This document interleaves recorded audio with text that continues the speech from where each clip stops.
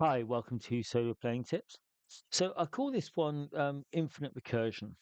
And so last night I was looking at a list of kind of unsolved clues, loose ends, you know, things which didn't that happened in the game but didn't really fit into what I thought was the main plot. And what I like to do is try and find two or three that seem to fit together. Maybe three random encounters with muggers and street crime, which could be completely unrelated, but they could be somebody trying to put the frighteners on my character, or trying to slow them down, or draw them away.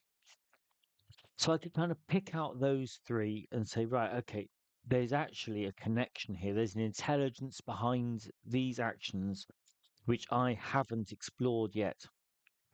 And I go down through the list and think, what can I connect together? Now, the danger of doing this is you can end up with many um, potential side quests and distractions from the main plot. And you end up thinking, well, okay, well, I've now decided that actually these muggings aren't just bad luck. There is actually someone that needs investigating, either to find out why or put a stop to it.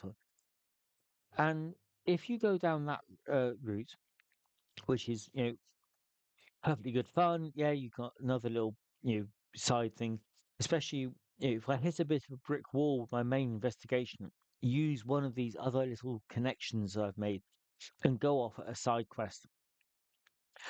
Maybe doing that can give you another route to achieving what you really wanted to do, or give you some more knowledge.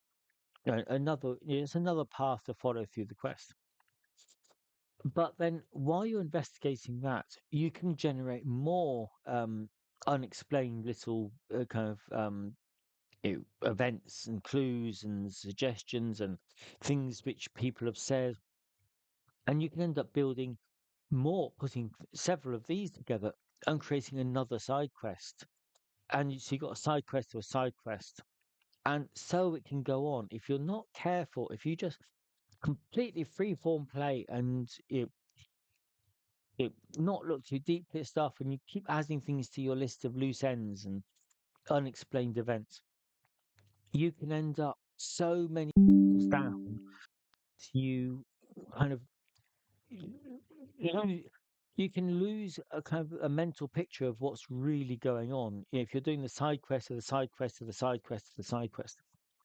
So kind of be aware of when you're doing side quests, and maybe use a different color highlighter for something, or um you number them. If you group several things together to think these could be related, give them some kind of number, or identifier.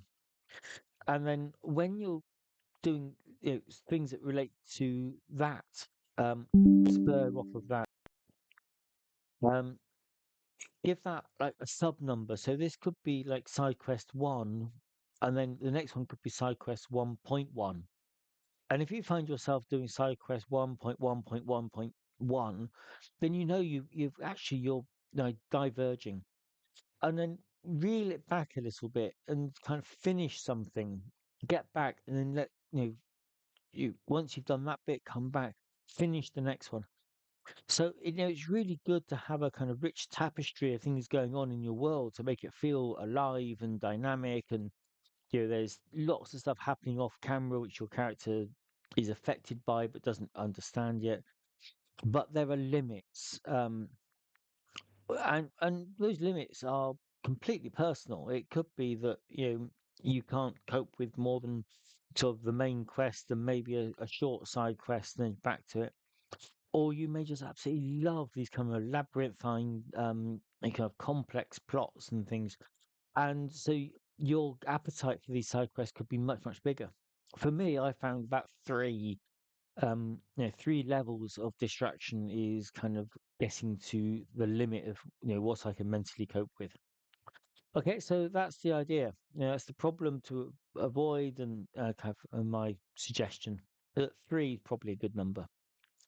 Okay, thank you for watching.